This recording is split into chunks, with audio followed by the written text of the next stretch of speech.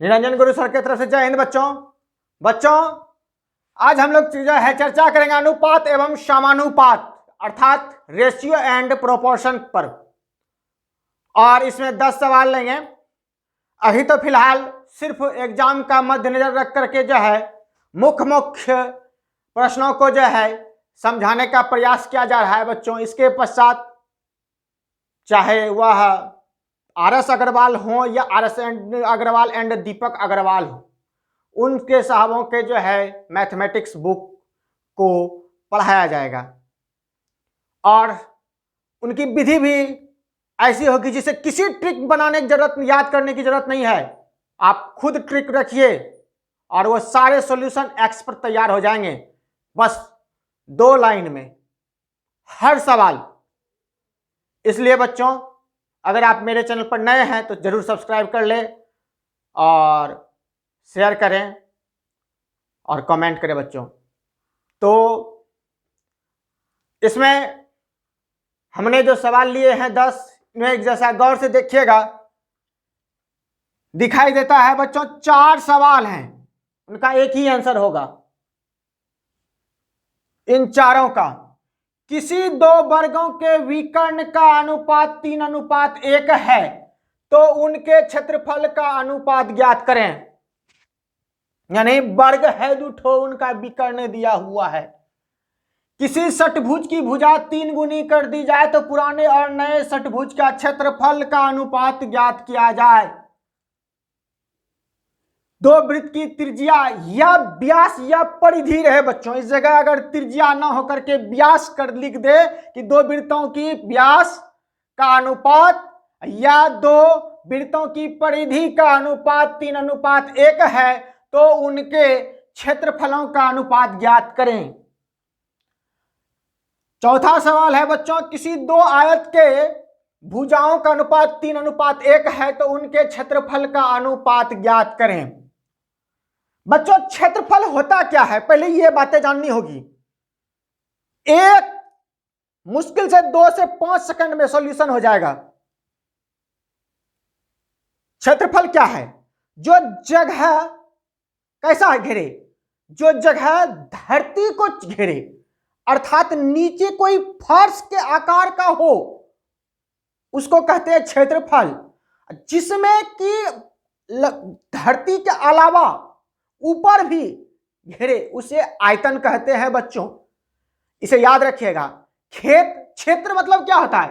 खेत, यानी खेत जैसा होता है उन्हीं को निकालना है, चाहे वो वर्ग का हो या वृत्त का हो या किसी का हो। वह खेत क्या है? प्लेन है, उनकी लंबाई और चौड़ाई होती है, उसी जमीन का निकालना, चाहे वो वृत्त ही क्यों ना हो, वह एकदम समतल का है। और किसी का अगर आयतन कहे बच्चों तो आसमान में भी यानी हवा में धरती के साथ साथ ऊपर भी लेना है, अर्थात जिनकी लंबाई चौड़ाई के साथ साथ ऊंचाई भी हो उसे आयतन कहते हैं। तो वह जगह छेकता है लंबाई चौड़ाई और ऊंचाई के अनुसार से आयतन। तो क्षेत्रफल निकालने के लिए सब में कह रहा है बच्चों, सब में क्षेत्रफल निकालना है। और क्षेत्रफल निकालना अगर है तो बच्चों बस कुछ नहीं, क्षेत्रफल में अनुपात कहे तो बस इसका सबका जो है, इसका अगर ए अनुपात बी अनुपात का जो है ए स्क्वायर अनुपात बी स्क्वायर कर लिया जाए, आंसर तैयार है बच्चों। तो इसका क्या है? 3 का स्क्वायर अनुपात 1 का स्क्वायर अर्थात 9:1। ये आंसर तैयार हो गया बच्चों। अब हम दूसरे सवाल लेते हैं बच्चों। 391 रुपया को ऐसे 3 हिस्सों में विभाजित करें जो 1/2, 2/3 तथा 3/4 के समानुपाती हो। यानी इसको जब बांटना है, किसी को आधा दिया जाए, किसी को 2/3 दिया जाए और किसी को 3/4 दिया जाए, ऐसे समान अनुपात में जो है बांटना है। तो ऐसे बांटने के लिए क्या करते हैं बच्चों, इन जो भिन्न का हो गया, ये क्या हो गया? भिन्न हो गया। भिन्न वाले में क्या कर लो बच्चों, हर का एलसीएम ले लो। 2, 3, 4, तो 2, 3, 4 का ले लो। ये देखो 4 इनके क्या है? गुणज हैं। तो 2 और 4 का एलसीएम 4 और 4 गुना 3 चरतिया 12। एलसीएम कितना हो गया 12। अब को एलसीएम क्यों लिए, क्योंकि सबका हर समान कर देंगे तो आगे का जो है ऊपर वाला जो अंश होगा उसके अनुसार से उसका जो है हम देख लेंगे कौन कितने अनुपात में है। अब इनको क्या करते हैं, इनसे भाग दे दो 2 से, इसमें 6 हो गया, 6 गुना 1 कर दो 6। अब जो है इनसे कर लो 3 से, इसको 4 हो गया, 4 गुना 2 बराबर 8। इनसे कर लो 4 तिया 12, 3 गुना 3 9। ये जो है बच्चों इनका जो अनुपात बांटना है किसमें बांटना है, 6:8:9 में बांटना है। ये सबका हो गया इसका, इसलिए इसका वैल्यूएशन समाप्त। अब इसके अनुसार से बांटना है, तो अगर सब में हो बच्चों तो इसको एक के उपाय कर लीजिए, 6x plus 8x plus 9x और 9x, इसके बराबर है 391 रुपया। इसको जोड़ लो, 9 8 17, 17 6 23, 23x बराबर 391। अगर इसको भाग दोगे बच्चों तो ये 17 बार में कट करके तैयार हो जाता है, अर्थात x बराबर 17। अब इसका जो है 6 का वैल्यू 6, इसका कितना मान हुआ 6x, तो 6x का जो है 17 गुना 6, 70 से की 2 तल से। अब इसका वैल्यू कितना हो गया बच्चों 8x, तो 8x हो गया, तो 8x का जो है निकाल लो, 8 गुना 17, 17 ठीक 36 से 136 हो गया बच्चों। अब इनका क्या हो गया, ये 9x हो गया, किसका 3/4 का जो है हिस्सा जो होगा वो कितना हो गया 9x हो गया। तो 9x 9 गुना x का वैल्यू 17 है बच्चों, 17 नामा 53 153। अगर इसको ऐसे भी अगर करोगे 2 ठोकर निकल जाए तो 391 में घटा दोगे तो भी 153 निकल जाएगा। अगर इसको जांच करना चाहते हो तो इसको जोड़ लो बच्चों, 6 3 9 2 11 1 5 3 8 1 9 1 1 2 1 3, 391 हो गया। ये हमारा जो है बंटवारा सही हो गया, 100% जो है आप कंफर्म हो जाओगे। अब लेते हैं बच्चों अगला जो है क्वेश्चन, तीसरा सवाल है बच्चों, किसी 2 घन की भुजाएं 2:1 के अनुपात में है तो उनके आयतन का अनुपात ज्ञात करें। नंबर बी है बच्चों, यदि एक घनाभ के प्रत्येक भुजा 2 गुनी कर दी जाए तो नए और पुराने घनाभ का आयतन ज्ञात करें। बच्चों हमने अभी कहा कि जिसमें आसमान भी छूता हो वह आयतन हो, धरती के अलावा आसमान भी हो, अर्थात लंबाई चौड़ाई के साथ साथ ऊंचाई हो। घन एक गुटका होता है जो बराबर बराबर वर्ग पर जो है तैयार होता है, जैसा एक वर्ग होता है, जिधर से देखोगे उधर से वर्ग दिखाई दे तो समझना घन है। और ईंट तो आप देखे ही होंगे जिससे घर बनते हैं, ईंट जो होता है वह घनाभ आकार का होता है, जिनकी लंबाई चौड़ाई ऊंचाई होती है। या कोई रूम जैसे तैयार होता है कमरा, वह भी जो है घनाभ आकार का ही तैयार किए जाते हैं प्रायः। तो इनका क्या है आयतन निकालना है, अर्थात 3 चीजें हैं, अर्थात त्रिविमीय है यह। तो बच्चों त्रिविमीय में बस कुछ नहीं करना है, a क्यूब अनुपात b क्यूब कर देना है, बस आंसर तैयार है बच्चों। तो 2 का क्यूब और 1 का क्यूब हो गया कितना बच्चों, 2 पर क्यूब हो गया 8 और 1 का क्यूब 1, यही हमारा 8:1 जो है यह आंसर तैयार हो गया। अब हम चौथे सवाल की ओर चलते हैं बच्चों, किसी समानुपाती के प्रथम 3 पद 3 9 तथा 12 है तो चौथा पद ज्ञात करें। समानुपाती है 3 तो है, अर्थात 3 है 9 है और समानुपाती है 12, और ये चौथा पद ज्ञात करना है। तो बच्चों इसमें इन दोनों को गुणा कर देते हैं और बराबर में इन दोनों को कर देते हैं। 9 गुना 12 बराबर 3 गुना x, इसको काट लीजिए, 3 तिया 9, 12 तिया 36, एक्स का आंसर तैयार हो गया 36। इसको अगर ऐसा नहीं कर सकते हैं तो इसको देखो बच्चों, ये आंसर तैयार है। अगर हम इसको दूसरी विधि से करें तो 3/9 जो है 12/x, इस तरह से होता है। अगर इसको क्या करते हैं बच्चों, कोणात्मक गुना कर देते हैं, 3 गुना x बराबर 3x, बड़ा गुना 9 कर लेते हैं, बस वही बातें आ गई बच्चों 36। इस तरह से भी आप कर सकते हैं या तो इस तरह से। तो अगला सवाल लेते हैं बच्चों, 5वां सवाल है बच्चों, यदि 3 संख्याएं 2:3:5 के अनुपात में हो और उनके वर्गों का योगफल 342 है तो बीच की संख्या ज्ञात करनी है। किसको ज्ञात करनी है बच्चों? बीच की संख्या को। क्या है? उनके वर्गों का योग है। वर्ग मतलब किसी पर घात 2, अर्थात स्क्वायर कहते हैं अंग्रेजी में। तो इनके क्षेत्रफल, इनके योगफल है 342। तो इनका बस कुछ नहीं कीजिए, मैंने कहा बच्चों अगर रेशियो रहे, अनुपात रहे दिया हुआ, तो अनुपात वाले में x जरूर लगा दो। एकदम किसी फिर दिमाग लगाने की जरूरत नहीं है, सिर्फ वही बोर्ड मास लगाते जाओगे और सॉल्यूशन होता चला जाएगा बच्चों। 2x जोड़ 3x जोड़ 5x, इन सब का क्या है? वर्गों का योग है। इनके वर्गों का योग है 342।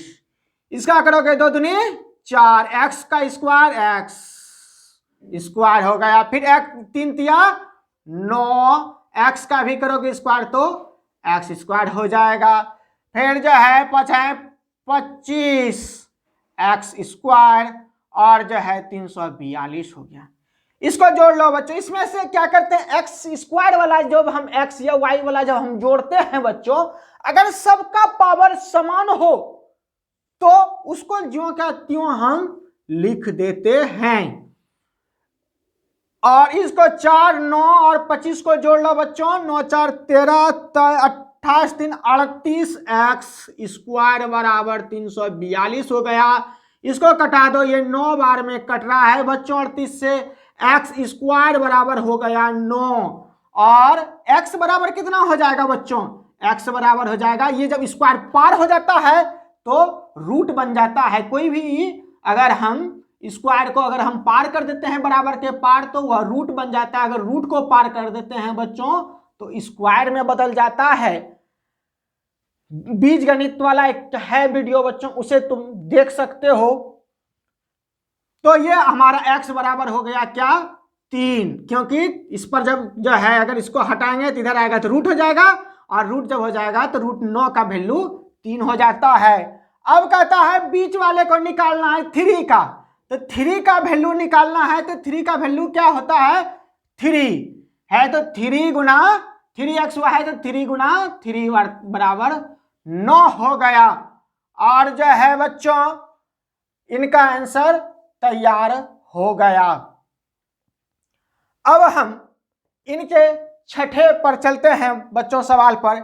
a अनुपात b बराबर 3:4, b अनुपात c बराबर 8:9 है, c अनुपात d का जो अनुपात है बच्चों जो है 12:13 है।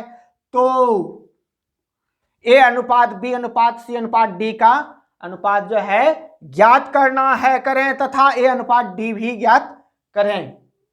ऐसे में से 2 विधि इस जगह बनता है बच्चों। जो सबसे इजी विधि है उनमें से कोई सूत्र याद नहीं करना है, उनमें से बस ऐसे लिख दो a b c d। और इनमें लिखने के पश्चात थोड़ी सी बातें ध्यान रखना, जनरेशन में थोड़ी सी जो है ध्यान पूर्वक करना, जिससे मिस होने का डर ना रहे। अगर यहाँ 3 लिखे तो यहाँ 4 लिखे और जो है यहाँ जगह देते जाना है। इसमें है क्या? 8 और 9, 8 और 9, इधर भी है बच्चों। C और D 12 13 है, 12 और 13 है, ये बच गया। तो बच्चों इसमें कुछ नहीं करना है, इनमें से क्या करना है, जो इधर बच गया 4 है तो इसमें भी 4 भर दो, इसमें 8 है तो इधर 8 भर दो, इधर 9 बचा है तो 9 जो है खाली है तो 9 दे देना है। इधर देखो सब में ये 12 ही है तो इसके जो है 12 भर दिए। अब चाहे इधर से भी काट सकते हैं, अगर कोई कटता है तो आइए आप गुना करके भी काट सकते हैं। तो अगर आप गुना करके काटते हैं या ऐसे भी अगर काटता है तो इसमें थोड़ा सा हम ऐसे करके काटते हैं ताकि तुम्हें समझने में आसानी हो। तो 3 गुना 8 24 गुना 12, 8 गुना इन सब का अनुपात जो है बच्चों 8 चौक 32 गुना 12, इसका हो जाएगा बच्चों 9 चौके 36 गुना 12 और इसका हो जाएगा 36 गुना 13। देखो 12 इसमें भी है, 12 इसमें भी है, 12 इसमें भी है, ये भी 3 बार में कट रहा है। अब तो ये 13 है, ये अभाज्य हो जाता है और जिससे कि इनका गुणज भी इसमें से नहीं है बच्चों। काटना है ऐसी संख्या जो सबको काटे। अब 13 3 से तो ये कटने वाला है नहीं, क्योंकि 32 3 में आता नहीं है, इसलिए यह 3 से नहीं कटेगा और 13 का ये गुणज नहीं है क्योंकि 13 एक अभाज्य संख्या है बच्चों। तो इनका जो है अनुपात अगर हम ABCD का अगर हम ले लें, इसका अनुपात हो गया कितना 24 अनुपात 32 अनुपात 36 अनुपात तृतीया 39। और A अनुपात D का सूत्र अगर कहता है बच्चों कि A अनुपात D बराबर क्या होगा, ये कहता है तो 24 अनुपात 39। इसको काट सकते हैं बच्चों, 3 8 3 13 यहाँ, अर्थात इसको या इसको 8 अनुपात 13 आंसर हो गया। अगर हम चाहें इसको कि सूत्र याद कर लें तब इसके लिए क्या करना होगा बच्चों, इसको A मान लो, इसको B मान लो, इसको C मान लो, इसको D मान लो, इसको E मान लो, इसको F मान लो। इसका सूत्र होता है A अनुपात B अनुपात C अनुपात D अनुपात, इसका जो है ये होता है, इसका होता है ACE BCE BDE BDF। अगर इस पर भी बैठाओगे तो हो जाएगा। हम एक थोड़ी सी बातें देख लो, A बराबर 3, C की बात कर लेते हैं, C बराबर 8 और E की बात कर लेते हैं, E बराबर 12, ये पूरा हो गया। अब इसकी बात कर लो बच्चों BCE, B का बराबर जो है हमारा 4 है और जो है C का वैल्यू हमारा 8 है और E का वैल्यू हमारा 12 है। इस तरह से सब में से एडजस्ट हो जाता है। तो इस विधि से भी आप बना सकते हैं। अब ट्राई कर लीजिए और लेते हैं अगला क्वेश्चन बच्चों। सरिता और साधना का आयु में 4:3 का अनुपात है। उनकी आयु का योग 42 वर्ष है, तो 8 वर्ष पश्चात इनकी आयु का अनुपात ज्ञात करें। सरिता और साधना का आयु जो है 4:3 है बच्चों। उनकी आयु का योग 42 वर्ष है, 8 वर्ष पश्चात करना है, अर्थात इनमें से x लगा दो बच्चों। हमने कहा अनुपात रहे तो x लगा देना है। आंसर क्या ज्ञात करना है कि आंसर ज्ञात करना है 4x में 8 वर्ष बाद, ये वर्तमान हो गया, इनमें जो है ये हो गया और इसमें से 8 वर्ष जोड़ देना है, इसी के अनुपात को ज्ञात करना है। बस 4 गुणा x करोगे तो 4x जोड़ 3x बराबर 42, 7x हो गया बच्चों और जो है 42 हो गया, 7 6 के 42। एग्जाम में इतना लिखने की जरूरत नहीं है बच्चों, एग्जाम में बताते हैं कैसे करते हैं कैलकुलेट मन की गति से। 4 3 7, 7x इस खत्म। अब 7 जो है यहां से इसको मार दो 6, जो कट गया इसको जोड़े काट दिए, जोड़े और कट दिया, इसका मतलब अब उसका यूज नहीं करना है। 6 बार में हो गया, x का वैल्यू कितना हो गया 6 हो गया, 6 चौके 24 जोड़ 8 और 6 18 जोड़ 8। ऐसे ऐसी जोड़ में है इसलिए इसे काट नहीं सकते हैं, इसको जब तक हम ऊपर वाला काम ना कर ले तब तक नहीं कर सकते हैं हम।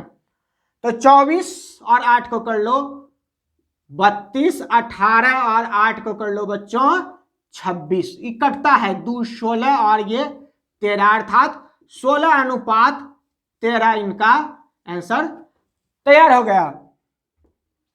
अब हम 8वें नंबर को लेते हैं बच्चों। x और y का अनुपात 3:2 है। निकालना क्या है, तो 5x जोड़ 4y का अनुपात, 5x घटा 4y का मान ज्ञात करना है। तो इनमें क्या है बच्चों कि बस x बराबर क्या है 3 और y बराबर है क्या 2, तो 5 गुना 3 बराबर 15 जोड़ 2 है, y बराबर 2 है, 4 गुना 2 बराबर 8। अनुपात लगा दो। इनमें से अभी हमने किया ही बच्चों, अभी बस इसी को बस इधर रख दो। 15 घटा है, यहां घटा दे दिए, 8 दे दिए, 15 8 23 हो गया, और 15 में 8 जाए 7 हो गया बच्चों। यही इनका वैल्यू हो गया, यही इनका आंसर हो गया। अब लेते हैं बच्चों अगला सवाल। 9 नंबर सवाल है बच्चों, 1590 रुपया की राशि है जो 1 रुपया, 2 रुपया और 5 रुपये के नोट के रूप में है। यदि इन नोटों का जो है क्रमशः अनुपात 3:5:8 है, तो सुशील के पास 2 रुपये के कुल कितने नोट और राशि है। बच्चों गौर करना, जैसा ध्यान देना, यहां है दिया हुआ क्या हमारा राशि है, क्या है राशि दिया हुआ है, और ये जो क्रम है, ये जो अनुपात दिया हुआ ये क्या है, नोट कितने हैं, यानी नोटों की संख्या क्या है ये बताया गया है। और बच्चों राशि बनाने के लिए क्या करते हैं पता है बच्चों, राशि बनाने के लिए क्या करते हैं, नोट की संख्या गुना नोट का मूल्य, नोट का मान लिख दो, नोट का मान। ये होता है कि नोट के, जैसे कि हमने 5 2 टकिया अगर है 2 रुपये का है तो 2 ठो है तो 2 दूनी 4, अगर 5 नोट की संख्या है और 2 रुपया का आता है तो 5 दूनी 10, अर्थात जो है वही यहां निकालना है। तो इसी बात का ध्यान रखना है बच्चों। तो हम आते हैं यहां सवाल पर कि 1590 रुपये की राशि है, तो इनका ये राशि दिया हुआ है बच्चों, तो इनको क्या करना है, इन क्या है इनके राशि जो है, इनका 1 2 और 5 के जो राशि है इन सबको जोड़ दिया जाए तो 1590 रुपये हो जाते हैं। तो राशि बना लेते हैं। ये क्या है, ये इसका है, ये 1 रुपये का है, और ये 2 का जो है 5 है, और 5 रुपये के जो नोट 5 रुपये के हैं उनकी नोटों की संख्या है 8 बच्चों, ये 8 है। तो कहता क्या है 2 के नोट, इसी पर हम लोगों का मेन फोकस होगा। ये मांग रहा है कि कुल कितने नोट हैं और कितनी राशि है। तो इनका जो है बच्चों देख लो कि 3 गुना, इसको x में पहले डाल लो, 3x गुना 1 जोड़ 5x गुना 2 जोड़ 8x गुना 5 बराबर 1590 रुपये। इसको कर लो 3x जोड़ 10x जोड़ 40x बराबर 1590 रुपये। इनको जोड़ लिया जाए 40 50 10 53x बराबर 1590 रुपया। अब क्या है बच्चों, इससे इसको काट दिया जाए, 3 तिया 9 3 5 15, यानी ये 30 बार में कट रहा है। x का वैल्यू हो गया हमारा 30। कहता है नोटों की संख्या, तो 2 रुपये के नोट कौन है, ये है 5, अर्थात 5x निकालना है। तो 5x बराबर हो जाएगा 5 गुना 30 बराबर 150। इनके नोटों का अनुपात, अधिक नोटों की संख्या कितनी हो जाएगी 150। अब रही बात, कहता है इनकी राशि ज्ञात कर ली जाए। तो राशि तो यहां बनाए 5x गुना 2, राशि क्या है 5x गुना 2, तो 5x का वैल्यू 150 निकला हुआ है बच्चों।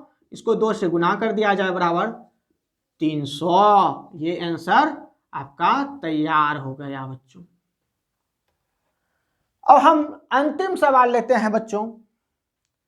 परवीन और आशीष की वार्षिक आय में 4:3 का अनुपात है और उनके खर्च का अनुपात 3:2 है। यदि उनमें से प्रत्येक को वर्ष के अंत में 600 रुपया बचता है तो प्रवीण और आशीष की वार्षिक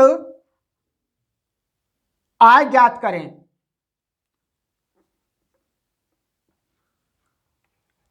तो बच्चों इनका क्या कहना है, देखो सोचो, ये है क्या, इनका इनकम है, आय है। तो बचत की बात करता है तो बचत बराबर होता क्या है बच्चों, आय घटाओ खर्च। आय में अगर खर्च को हम घटा देते हैं तो हमारा क्लियर हो जाता है बचत। तो इनका देखो बच्चों ये 4 है, इसको x लगा दिया हमने 4x, और इनका खर्च है कितना 3, घटाओ 3x।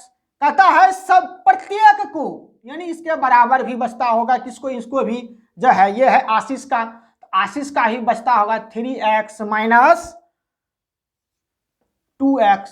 इन सब की बचत है 600 रुपया, अर्थात इसको घटा दो कितना हो जाए, x बराबर 600। कहता है आय ज्ञात करनी है, तो आय कितना है, यही कहता है बच्चों वार्षिक आय ज्ञात करनी है। तो आय कितना है इसका 4x, किसका, प्रवीण का, प्रवीण का है 4x बराबर 4 गुना 600 बराबर 2400। और जो है आशीष की बात कर लो बच्चों, आशीष का है कितना 3x, 3 गुना x का वैल्यू 600 बराबर 1800। ये दोनों इनके आंसर हो गए बच्चों। तो बच्चों मिलते हैं अगले वीडियो में। मेरे चैनल पर आपको इंग्लिश, फिजिक्स, केमिस्ट्री के न्यूमेरिकल सहित और मैथमेटिक्स की पढ़ाई होती है बच्चों, इसलिए अगर आप इनमें से लेना चाहते हैं भाग तो जरूर सब्सक्राइब कर लें, जिससे कि मेरे हर वीडियो आपको नोटिफिकेशन के द्वारा मिलता रहे और आप उनसे लाभ उठाते रहें। तो मिलते हैं अगले वीडियो में बच्चों। जय हिंद बच्चों।